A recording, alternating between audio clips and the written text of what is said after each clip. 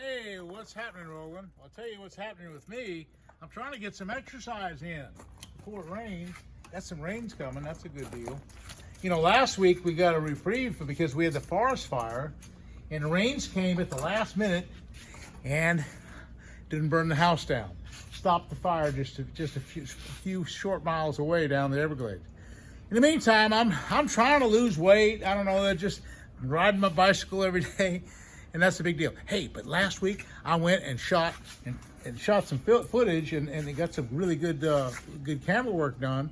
But I caught a giant bass. I caught really a big giant. Let me show you how big a bass it is. This bass is monstrous. It is 9 pounds, 9.39 pounds.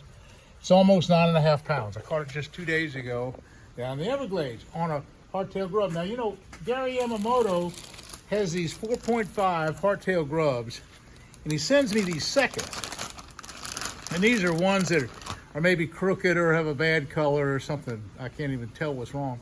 And I get them to use, and they work just fine. So anyway, that's what I use. Okay, let me just show you the canoe deal, and let me show you a problem that I'm kind of working with. Okay, here's my normal 17-foot canoe. Now, normal days, I would normally run this camera when I'm by myself, because see, so half the time I don't have a cameraman. Half the time I'm just down there either by myself or with a friend just fishing. So I'll take a regular GoPro and start it up and just put it all different places around the boat. But I came up with a new idea. Here's my new idea. Okay, I can sit right here now. Say I can either paddle or run a trolling motor. And I got this thing here. Look at this camera. Now, as I turn this camera, I can turn it right back here. Okay, I can see forward. And if I'm casting this way, okay, and if I want to cast over this other way, I mean, I could actually, to see the guy in the back, I just have to do like this, and then you can see me fishing, you can see the guy in the back fishing. Now, this has an image stabilizer, so even though it's shaking a little bit, that image stabilizer makes it a pretty stable shot, even though you see it shaking some. It's kind of not doing that when you record. But anyway, in addition to that camera, I also have a sound system that I can run a wireless microphone. So anyway, I'm just kind of tweaking all this up because half the time I'm just filming by myself. It's not the easiest thing in the world to do. But anyway, I found that if I have the camera here, I got the guy in the back. If I got the camera here, I got all my stuff I'm fishing out front here. So it's kind of a pretty easy self-done camera trick. It's not bad at all. Just kind of move it just a little bit here, a little bit there, and I'm ready to go. Okay, these canoes are really something. I pack it on that boat right here. A lot of times I'll launch my regular nitro, and I've made that little cart up that you've seen me use, and I'll put everything on the cart and put everything in the canoe.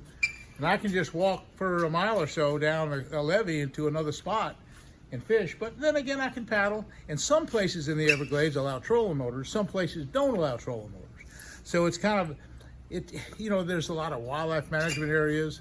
Some areas have a lot of restrictions, so you got to study game mode. But I'm going to tell you right now, Florida has one of the coolest systems for fishing. All the stick marsh areas are great.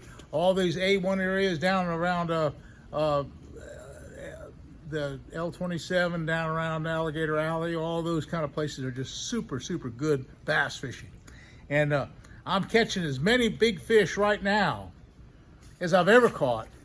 And other years when I was just exclusively using the big boat, say at Lake Okeechobee, I really think that this year out of that canoe and also my little 1542 car topper boat that I'm using a lot, I've caught as many big fish, if not more big fish, out of small boats in small waters. So that's the key to my success lately. Hey, social distancing, small boats in small waters. Well, anyway, folks, we didn't get burned up on the fire. That was a good thing. We got a reprieve when the rains finally came. That was such a close call last week. So we're back in shape, and we're back ready to go, doing our YouTubes and catching big bass. So that's what's happening in my world. Hey, thanks for subscribing, and thanks for watching.